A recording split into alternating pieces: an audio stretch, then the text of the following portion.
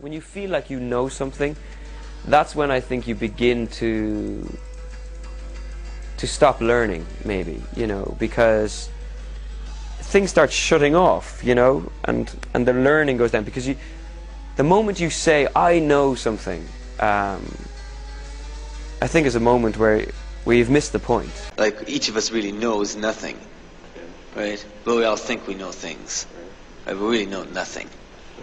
We got things that are happening, man, that like are actually putting us in a state of mind of accepting things, like TV. People's conflicts tied together in the most exciting possible way, and you imagine that the world is this explosive, horrifying place, and the news is all this negativity condensed. And I believe that that there's this agenda in mainstream media, and I think it's fairly easy to back this up, to keep people stupid, docile, and apathetic. Just a mindless cog, and to, you know, have not to think critically and never to confront the system, but just to kind of behave and look forward to the weekend and the next six-pack of beer.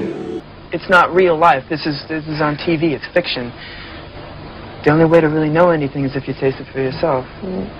It really is not representative of what the world is or what the world wants. Could it all be a bad dream or a nightmare? Is it my imagination, or have we lost our minds? It's surreal. It's just not believable. Look what we've done. It's a 7,000 or 8,000 year old city we were bombing, and you know, the museum got looted. All this old stuff it's been there for centuries. Well, we like war. We like war. We're a warlike people. We like war because we're good at it. And you know why we're good at it? Because we get a lot of practice. This country's only 200 years old, and already we've had 10 major wars. Insanity passed off as logic. Grandiose schemes built on falsehoods with the morality of Ponzi and Madoff. Evil described as virtue. Ignorance pawned off as wisdom. Destruction and impoverishment in the name of humanitarianism. Violence, the tool of change. Preventive wars used as a road to peace. Tolerance delivered by government guns. Forget the politicians. They're irrelevant. The politicians are put there to give you the idea that you have freedom of choice. You don't. You have no choice. You have owners. They own you. They own everything. They own all the important land. They own and control the corporations. They've long since bought and paid for the Senate, the Congress, the state houses, the city halls. They got the judges in their back pockets, and they own all the big all the big media companies. So they control just about all of the news and information you get to hear. They got you by the balls. An empire replacing the republic. Slavery sold as liberty. Excellence and virtue traded for mediocrity. Socialism to save capitalism, a government out of control, unrestrained by the Constitution, the rule of law or morality. Even though we call this country a democracy, it's turning out to be more and more a candy-coated dictatorship. We police our world empire with troops on 700 bases and in 130 countries around the world. A dangerous war now spreads throughout the Middle East and Central Asia. Thousands of innocent people being killed as we become known as the torturers of the 21st century. They don't give a fuck about you. They don't give a fuck about you. They don't care about you at all, at all, at all. The status quo cannot be maintained considering the current conditions. Violence and lost liberty will result without some revolutionary thinking. We must escape from the madness of crowds now gathering. Look at the gift we were given, this great brain, this wonderful brain that can distinguish between itself and other things. And what are we doing?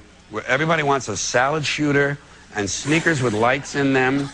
There's no ability to reason here. It has just been bred out. It's like a genetic experiment to leave this an entire population as an organism, an unthinking, totally consuming organism. It exists only to buy stuff. The good news is the reversal is achievable through peaceful and intellectual means, and fortunately, the number of those who care are growing exponentially.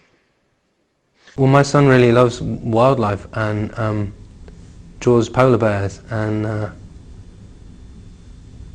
every time he draws a polar bear, I want to tell him that they probably won't be there by the time he's my age.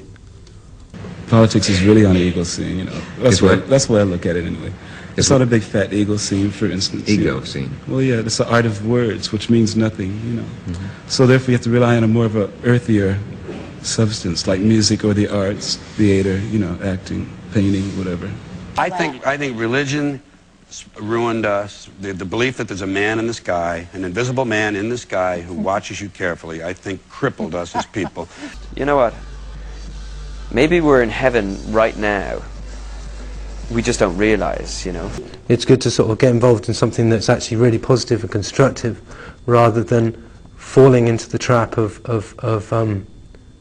thinking there's nothing you can do. That's it, you know.